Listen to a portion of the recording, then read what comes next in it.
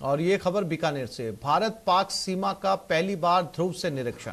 Bikaner sector से लगती सीमा का आज निरीक्षण होगा। 156 किलोमीटर की सीमा का आज निरीक्षण किया जाएगा। पाकिस्तान की हर हरकत पर पैनी नजर रहेगी। बीकानेर सेक्टर के अधिकारी पहली बार ध्रुव से एरियल सर्वे करेंगे। सांचू, खाजूवाला, सतराना क्षेत्र में एरियल रेकी की जाएगी। पाक की संदिग्ध गतिविधियां और मादक पदार्थ तस्करी पर नजर रखना मुख्य उद्देश्य है। बीकानेर सेक्टर में ध्रुव हेलीकॉप्टर को पहली बार मंगवाया गया है।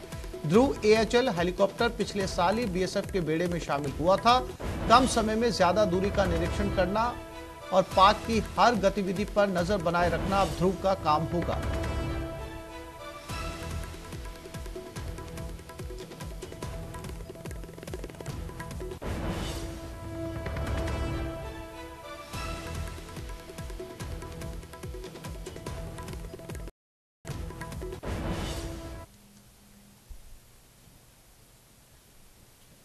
और ये खबर कोटा से। कोटा में डेंगू का कहर जारी है। 24 घंटे में डेंगू के 28 नए मरीज सामने आ चुके हैं। डेंगू की चपेट में करीब 200 कोचिंग छात्र हैं। 150 से ज्यादा टीमें डोर टू डोर जाकर सर्वे कर रही हैं।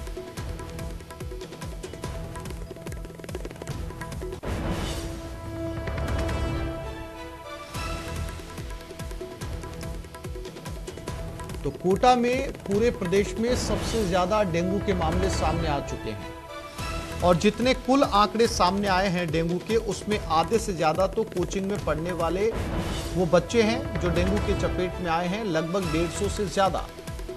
और अब उनकी गिनती संख्या डेंगू की चपेट में करीब 200 लोगों की। 150 से ज्यादा टीमें डोर टू डोर जाकर सर्वे कर रही हैं।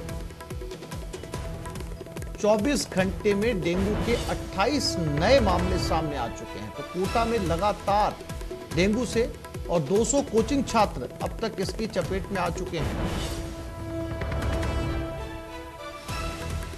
फॉगिंग करवाई जा रही है ताकि मच्छरों के लार्वा को खत्म किया जा सके, लेकिन बावजूद इसके रुकने का, डेंगू रुकने का नाम नहीं ले रहा।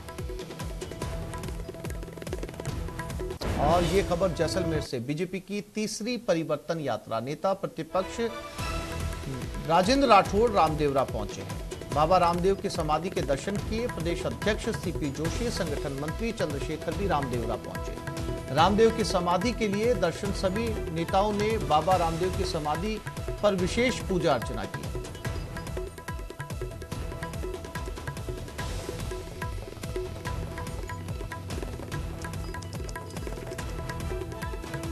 तो बीजेपी की तीसरी परिवर्तन यात्रा।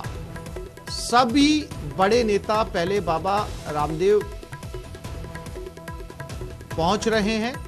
इसी कड़ी में राजेंद्र राठौड़ यहां पर पहुंचे। उन्होंने समाधि के दर्शन किए।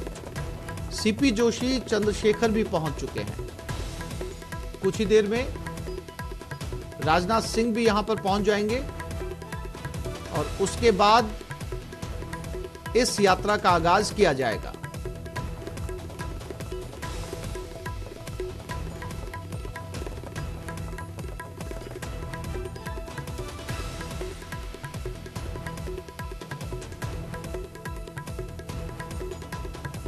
और देश भर में बड़े रेलवे स्टेशनों का कायाकल्प चल रहा है। ये कायाकल्प अमृत भारत रेलवे स्टेशन योजना के तहत किया जा रहा है। इसमें Jaipur junction, Gandhinagar railway station, Khatipura railway station शामिल है। इसमें रेलवे ने आम आदमी का सहयोग मांगा है जो रेलवे स्टेशन के आसपास रहते हैं। इन लोगों की रेलवे बाकायदा एक परामर्शदात्री समिति बनाएगा जिसके निर्देश दे दिए गए हैं और इनसे विकास को लेकर सलाह मशविरा किया जाएगा। स्टेशन पर यात्री सुविधाओं के विस्तार, विकास और निर्माण कार्य में सुझाव मांगे जाएंगे। इस समिति में कुल 11 सदस्य होंगे। रेलवे की यह पहल सुखद है और इससे रेलवे स्टेशनों को और बेहतर बनाने में मदद मिलेगी।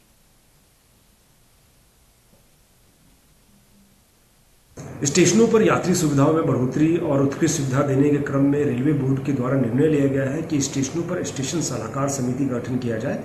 ये स्टेशन सलाहकार समिति जो है मंडलों को भी निर्देश दिया गया है कि हर स्टेशन पर बनाए और इनमें जो है शहर के और स्टेशन के आसपास की जो ट्रेड, कॉमर्स, इंडस्ट्रीज और जो प्रोमिनेंट सिटीजन है वहाँ के उनको भी शामिल किया जाएगा। और इसका उद्देश्य यह है कि जो स्टेशन पर जो यात्री सुविधा है उसमें बढ़ोतरी किया सके।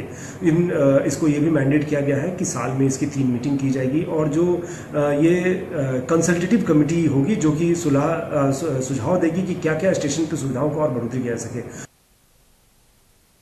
प्रदेश सरकार की स्मार्टफोन योजना हजारों युवतियों और महिलाओं की सुरक्षा के लिए खतरा बन गई है।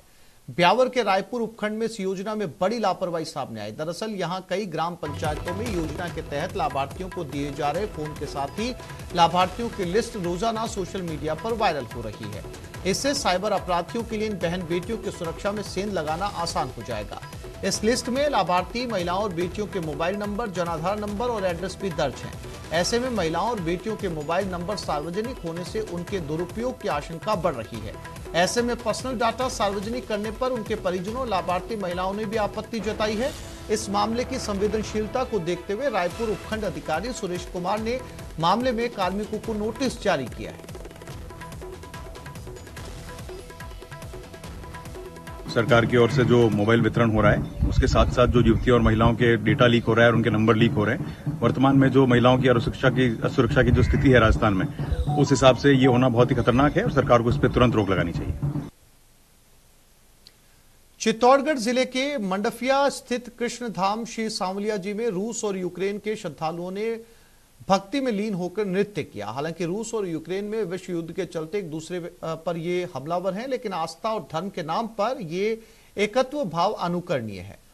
श्री सांवलिया जी मंदिर में देश ही नहीं विदेशों से भी श्रद्धालु आते हैं, आशीर्वाद लेते हैं और भगवान कृष्ण के भजनों में लीन होकर खूब थिरकते हैं।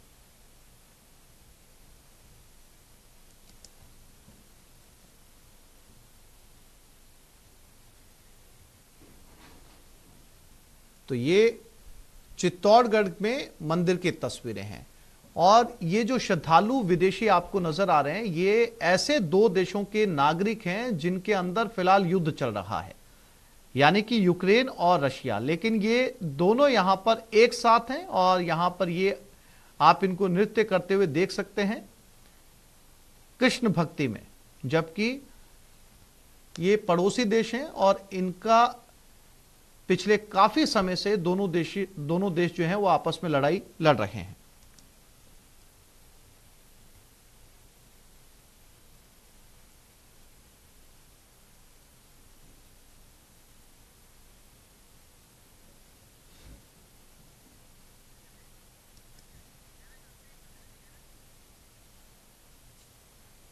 तो इस बुलेटिन में फिलहाल इतना ही। नमस्कार।